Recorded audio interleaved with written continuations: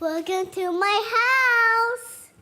This is I eat for my breakfast, and this is Daddy and Jeremiah. That's from my learning books. My mommy has a nice kitchen, and she can cook chicken and rice and cereal and oatmeal. This is my room. They can only play toys. It's so comfy. This is Mom and Dad's room. That's Mommy's candle. You blow, and it was done for bedtime.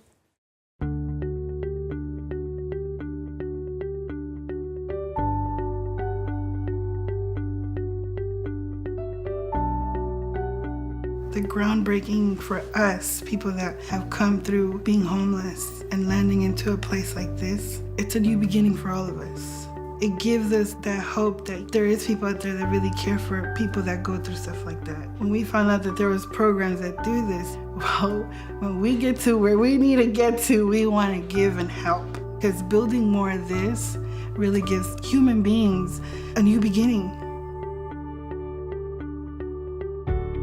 Supportive housing is what we utilize to address homelessness. It's the one measure that really ends homelessness. If we put a homeless person, if a person enters into a shelter, they're still homeless. But if they enter into permanent housing, then they're not homeless anymore. It's part of a housing first process where people have a safe place. They have a place where they can stay, where they can build a foundation that they can grow from. Our goal here is basically to find out what the goals of the families are. What are the goals of the people that are going to live here? All the programs in Union Station use the service collaborative plans. This helps give us a way of tracking, also helps the residents to be able to plan what it is that they want to do in order for us to assist them to get to that point.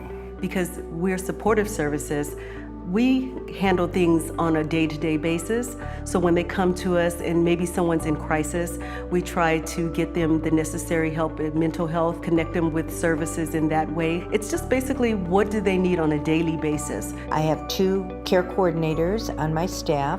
They provide all kinds of services, sometimes transportation to a doctor's appointment, sometimes just support therapy.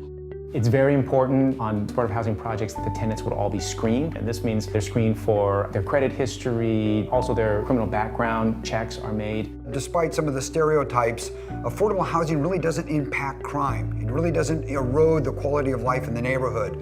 They're highly regulated, they're highly monitored. The safety level is actually enhanced because we're taking people from off the street and putting them into a situation that's stable regardless of their addiction or their mental health issues. And then it allows us to really start working with those individuals in order to make them people who can contribute to the neighborhood itself. Property manager is very important. They maintain the property, they execute leases, they enforce house rules. They regulate to the best of their ability the conduct and the goings and comings of those clients. So it really is a seamless network behind the scenes through housing, through the police department, through the property manager, to the client, and moreover, to the neighborhood. Even with the parking reductions on these properties, supportive housing projects in Pasadena have not had an adverse effect on parking or traffic. Other mobility options are used: biking, taking public transportation, walking. Local businesses really don't feel an impact from supportive housing for homeless people. If there is an impact, it's a positive one in that there are fewer people on the street, fewer people in doorways, fewer people sleeping on sidewalks and under bridges. Supportive housing has been an uplift for property values. Projects are well maintained,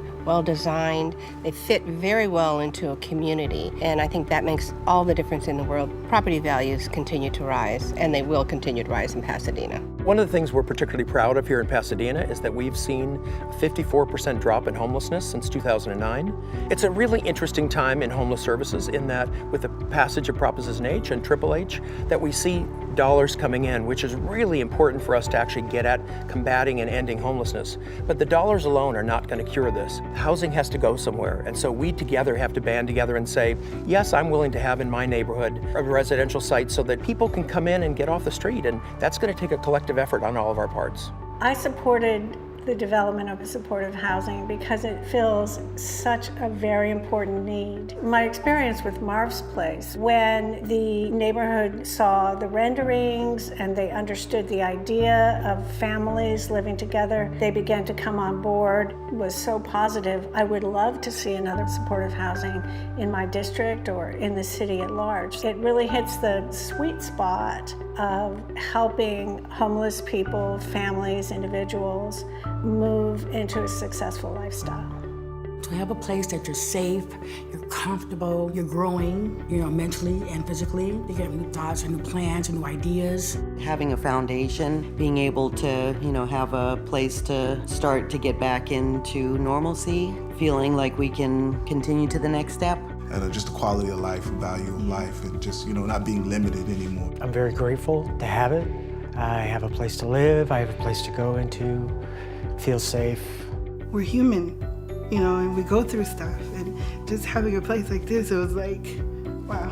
When we finally found ground here, we felt straight at home. We love it so much that we are actually getting involved in the communities. I want to give back. Yeah.